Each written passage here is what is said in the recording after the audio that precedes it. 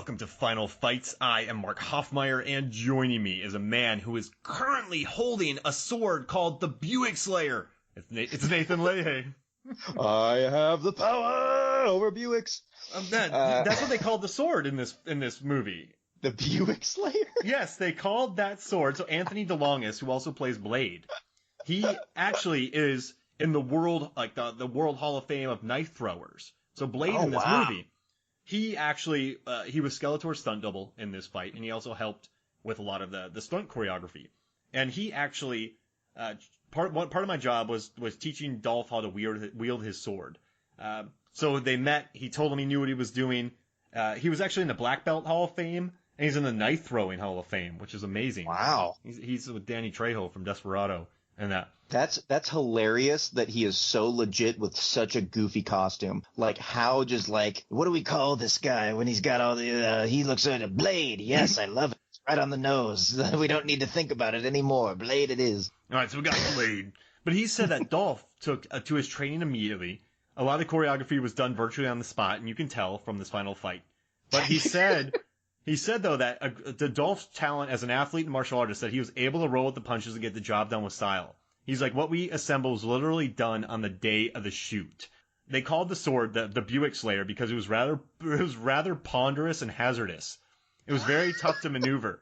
And he said, anybody with less strength and athleticism than Dolph would not have been able to manipulate it with such apparent ease. Dolph did a really good job, and I was proud of our work together. So Blade and him had this battle, and dude, that sword looks heavy, and Dolph is throwing a Buick Slayer around, and it looks natural, right? It looks. I wouldn't say natural. For the day of. Okay. Yeah. I mean, he definitely is saying he did his best. I can absolutely believe it. Man, so how far back are we going in the fight? Just the Skeletor He-Man? Oh yeah, just Skeletor He-Man. So what we have when the lights go off. Got it. So do you know why the lights went off?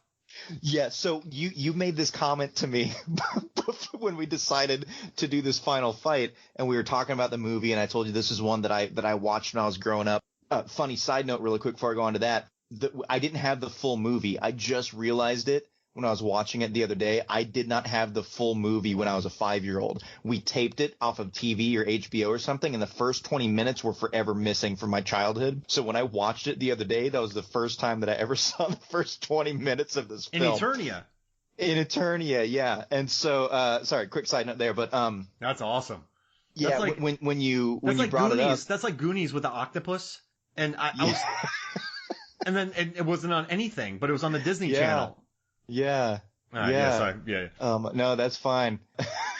Oh, octopus. But yeah, when we decided to do this movie, you made a comment that you were just saying like, oh yeah, it's really great and it's everything. You know exactly when they just ran out of money. The lights. And I had that in mind when I was watching it, and yeah, it was going through, and all of a sudden here comes the final fight, and there's no one else on set, and all the lights are off except for like 4 like spotlights that are like, swirling around, and I was just like, oh wow, he was not kidding at all. Canon Films, They ran out of money. I mean, you watch Electric Boogaloo, the documentary about them. They ran out of money, and they had to shoot that scene, but they couldn't afford any grips or electricians or extras. So they just bombed a couple lights on them. And it's so funny. And I remember when I was younger, I thought it was like really this epic, because like, oh, it's just the two of them and going through. And now as an adult, I'm just like, wow, there was an army. There was, Courtney Cox dying over there. There was, I forgot that James Tolkien was in the movie. He's great in it. I love him. That, he was over there before all this happened. And then all of a sudden it's just no one and the two of them. And it was like, for as powerful as these two are supposed to be, it was like really kind of lackluster. The best part about this fight is when Dolph pulls out the sword after he got Force Lightning by Skeletor, by the way. Let's call him Mecha Skeletor, by the way. Mecha Skeletor. What a weird costume. Like when you think of someone being like, I have all the power of the universe and going through, and it just turns gold and gets unsightly and just really hazardous. And like poor Frank Langella, there's no way that he would have been able to move comfortably in that, let alone fight in it. Like, it looked like he was uncomfortable just standing with all that stuff. His performance is excellent, though. A curious quartet. And, it's I want wonderful. Nothing or everything. And, I mean, it's very... I wrote a Cracked article about poignant moments. And so you should read about Mark Hoffman Crack. Go look up that article. But yeah, I read my stuff. But all right, so I love how he swings over on the gold drapes first. He-Man just swings over on gold drapes. Yeah. My favorite part though is Dolph pulls out the sword. I have the power, but there's a big light that comes out of it. Mm-hmm. And Skeletor just turns around like, oh, my eyes. And there is nothing less threatening about a mecha godlike character who has gotten the supreme power than when it turns around, it's like, man, that sword's bright. And listen, the power didn't go into his corneas. That was the only thing that he sacrificed. The power that could have gone into the corneas went into the helmet. He sacrificed the corneas for the helmet. He's like, I don't need those. I'll be fine. Who's gonna spotlight me with anything here? I'll be fine. It all went into his neck because that helmet was so heavy. So all neck muscles. There you go. It had to support the weight. Yeah, and the sword, like for something that is, for people that watched the cartoon or knew anything about just He-Man in general, they're like, this is the power sword. This is what gives him all of his power and do that. And like, I don't think they ever really made that a big deal in the fight or in the movie at all. Like He-Man was like a strong dude and he was a good fighter, but like they never made any big impact on the sword itself other than it was his and it was this trophy that Skeletor was going to have. No, yeah. No, you're right. It's not really ever important, is it? Not really. He just talks about like, oh, the sword of Grayskull and it's mine forever and it'll be here in this crudely made lock that doesn't apparently work too well, as we'll find out in 20 minutes. And it's funny because like leading up to that fight, there's some decently fun weapons that come out. There's like the laser whip that Blade has and things like that. And it's just like, yeah, it's a sword and a staff for the dude that has all the power in the universe. Like there's no magic. There's no more of the force lightning. He's not super strong. And there's half the fight is flourishes, isn't it? Yeah, and there's no Dolph lights. Just like a close up on him trying to make himself look fancy and good. I mean, so what is Skeletor doing when he's doing 40 seconds of sword flips? Trying to hold the helmet on with his super strong neck muscles. Flip that sword while I adjust my head, please. Exactly. And what's funny, 5-year-old me thought that that's how you're supposed to fight. For Christmas that year, I got a He-Man power sword. And when I was playing with my brother, we would be like, chee, chee, chee, and I would always step back and go before we would go at it again. And I just thought that's how you're supposed to fight with a sword. So do you think the Phantom Menace and then eventually Revenge of the Sith with their fancy lightsaber spinning stole from Masters of the Universe? Oh, geez. Stupid. No, I would say not at all. I do love how, so he gets the power, they both start to fight each other. And there's 2 segments of this fight. The first segment's 26 strikes. And it's just them kind of throwing parries at each other. Mm-hmm. Right? It's just bonking on the staff. I mean, there's no real danger other than maybe Dolph Lundgren pulling out his rotator cuff when he lifts that sword out. Buick Slayer swinging it, but that they learned on the day. And also another interesting thing, the fight choreographer, he was on Escape from New York and Blazing Saddles. Those good fights in that movie, man. I dig it. Lauren James, he actually did it. I love it. And also props though to William Stout, who was the production designer on this movie. Also the costumes are I love the creations in this movie for the budget. And also, Gary Goddard, he had to move overseas because I don't want to talk about it, it's gross. But the director, he got in a lot of stuff, but he said, guys, just let me build Eternia so we can shoot it for 20 minutes in the beginning and 20 minutes at the end. And so that's how they were able to build such a big set, which I kind of love. But you have Eternia, you have this epic showdown, and it's 3 minutes, 2 minutes. And there's a total of 32 strikes, and Skeletor goes flying 50 feet on just a random Dolph parry from a sword. Well, it had the power, Mark. Oh, yeah. He said it. He said it at the very beginning. He had the power. What did you expect? So you can have power, but you don't have the power. So he had the power. I mean, he had the Buick Slayer, I guess. And it's also funny that the big, coup d'etat of this whole thing is no one gets a hit on each other, do they? Never. They don't even, never. And it's just king, king, king, and all of a sudden I break your staff, and that's it? It was never Skeletor always had his staff, but the power never flowed from it. Even when he got enveloped in all the stuff earlier on, it swirled around him. It went in his ugly white pale face and lit himself up. But it's And it's funny, as a kid, I'm like, yeah, get him. He's done for. Like, it made so much sense. And as a logical adult, it's just like, that was it. Question for you. Who's a better fighter, Mecha Skeletor or Skeletor? Because Skeletor had his most success after he lost his Mecha Skeletor ability. Yeah, I would say Skeletor for sure. He had less weight on his head, so he was able to swivel around, do that more, 100% there. Mecha Skeletor didn't do anything physical. He just started to shoot laser beams out of his eyes and telling people to kneel. Like, that didn't really do anything at all. He didn't really, for all the power he had, he really didn't show anything off other than the power of his mouth. And listen to me. No. What? That's all I got. I do love when Dolph swings over on the gold drapes. He kind of moves out of the way very slowly, like, oh, grumble, grumble, grumble, grumble. He moves out of the way. But I do like the big sword swing that regular Skeletor has at the end. It reminded me of Kingdom of Heaven, when Liam Neeson is teaching Orlando Bloom how to fight with the overhead swing, and then he knocks the sword out. There's some tension there. He has to save the sword. You're like, oh man, the sword. But then Dolph is almost better fighting when he's like horizontal on the ground. They're not standing up. I mean, his sword strikes seem more powerful. Oh, I guess his sword strike is more powerful because it has the power, and Skeletor isn't Mecha Skeletor, so those blasts hit harder. Yeah, that would make more sense. That would make more sense then. I hate it Do when you think, correct myself. So he had the power, and Mecha Skeletor had the power of the universe because he was the master of the universe then. Do you think when the Buick Slayer slayed the staff, do you think it took in the rest of that power into itself? So that was what hit even harder? So it became the power of the universe? He has the power of the master of the universe. It was like, the power, and he's also the master of the universe. It's a double. Wow. Okay, that's like if Thanos has all of the Infinity Stones in the Gauntlet, and then he gets... What's another movie that has the power in it? Then he gets the power.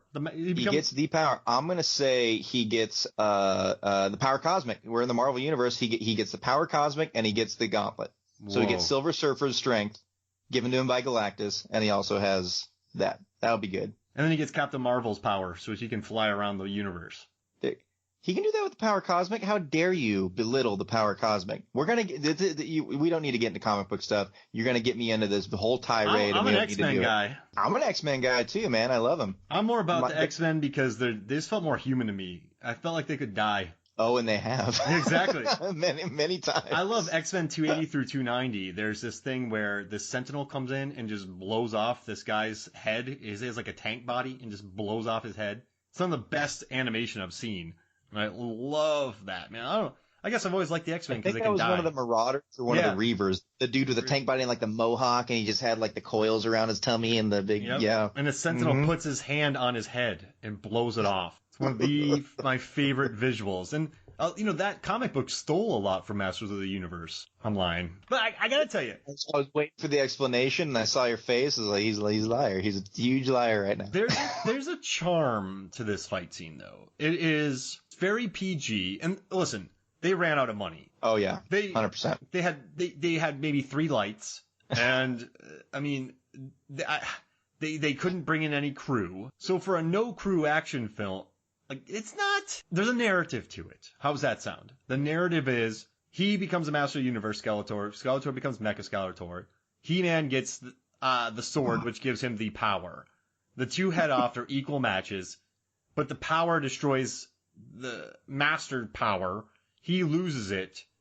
But then I have a good idea. Yeah. Here's what we should do. Let's ditch that narrative and make our own narrative. Let's say that they had ample amounts of money to do whatever they wanted to do. Let's recreate this fight scene with money. Well, there would have been a monster in the middle of the thing because they wanted to have a monster. Remember the monster in Masters in that little pit?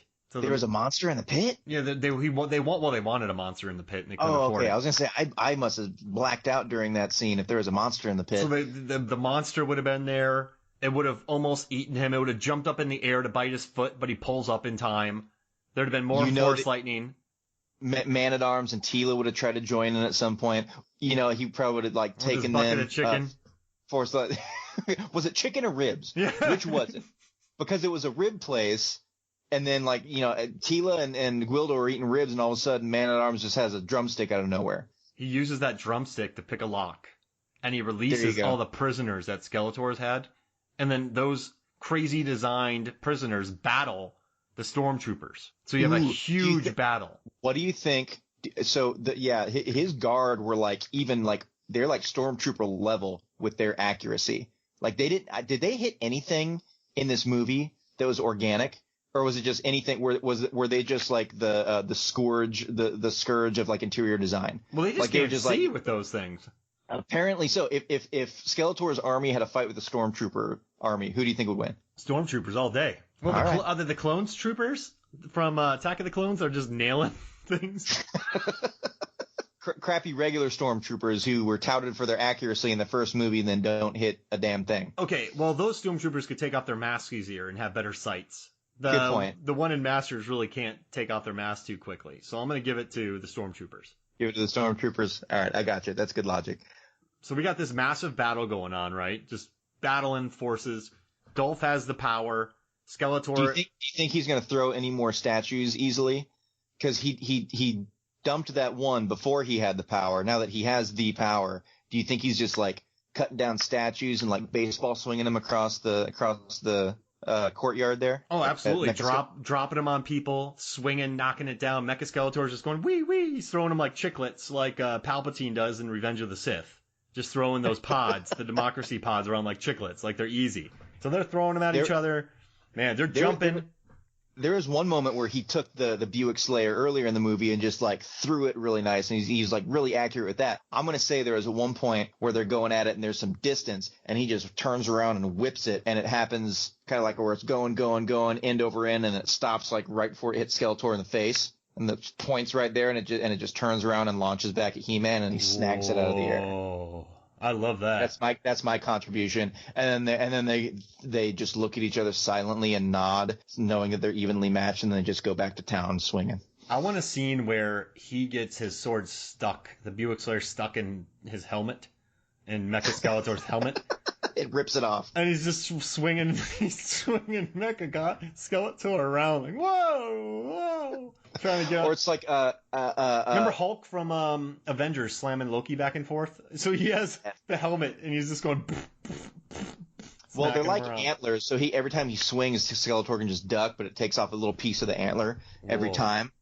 And then eventually there's nothing there, so the last time he swings, he just kind of comes down the middle and splits it. Man, I would love that.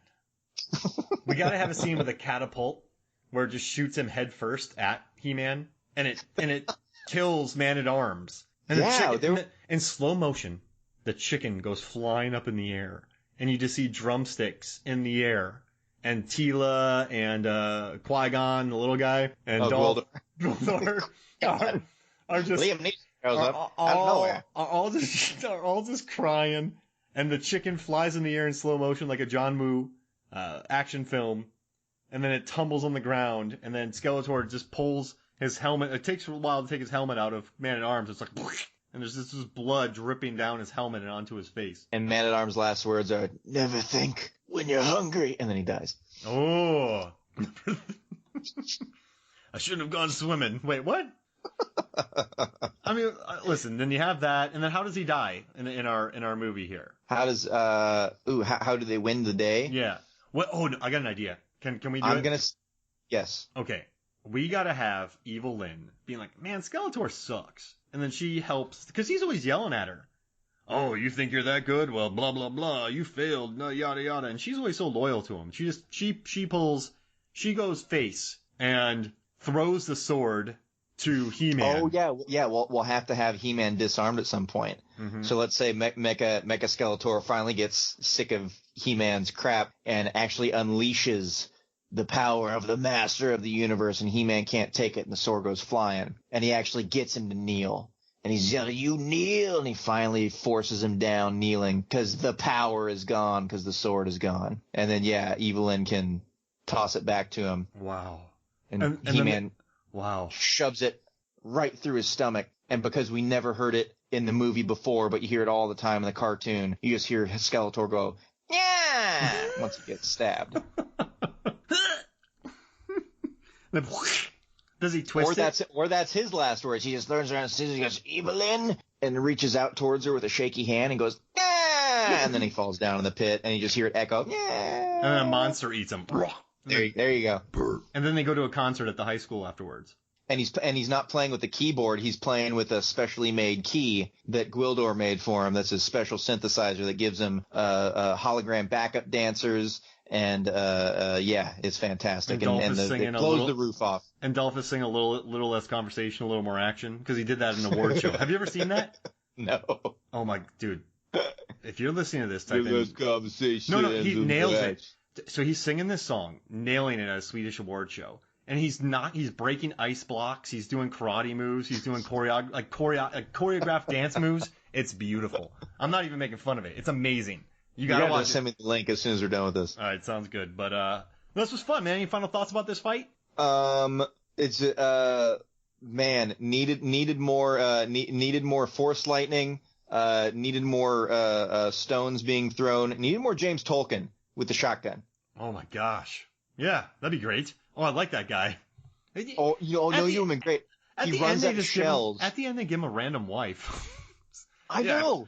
I found this bra here. I've been here for a day and I have a wife. He had to earn that wife. Here's what happens. He's pumping off all the rounds of the shotgun. Bam, bam. The soldiers are falling down one next to the other. He runs out of shells and he's just looking at the shotgun. When he looks up, another guy's coming at him with the rifle, trying to hit him with it. Why does he not shoot him? Because he's dumb. He comes over. He blocks it with the shotgun. He grabs the other guy's rifle, punches him in the face, takes the rifle, and just lays waste to the rest of the enemies. And because that is why there's no one else during this main fight between He-Man and Skeletor. That's how he earned his wife. Remember on Spaceballs when she gets shot, like her hair gets shot, and then she just lights up everybody. Bitch. Yeah. Boop, oh boop, yeah. Boop, boop, boop. That's what he does essentially. That's pretty good. Pretty good for a girl. Hey, that's pretty good for Rambo. Barf. Not in this car, mister. This is a Mercedes. But yeah. So I love it. He wipes out everyone and he gets a wife. Yeah, I think that's canon now. That has to happen. In the director's cut, that's what happens. In the Canon Films produced movie, this is now canon. In the Canon Films canon, that's what happened. Oh, dude, this was fun. Well, thank you for joining me, man. Absolutely, man. Thank you. All right, so for me, Mark Hoffmeyer, and for Nathan Leahy, this is Final Fights. We'll see you next week. Yeah. I have the power. A little less conversation, a little more action. Dolph Lundgren. Watch it.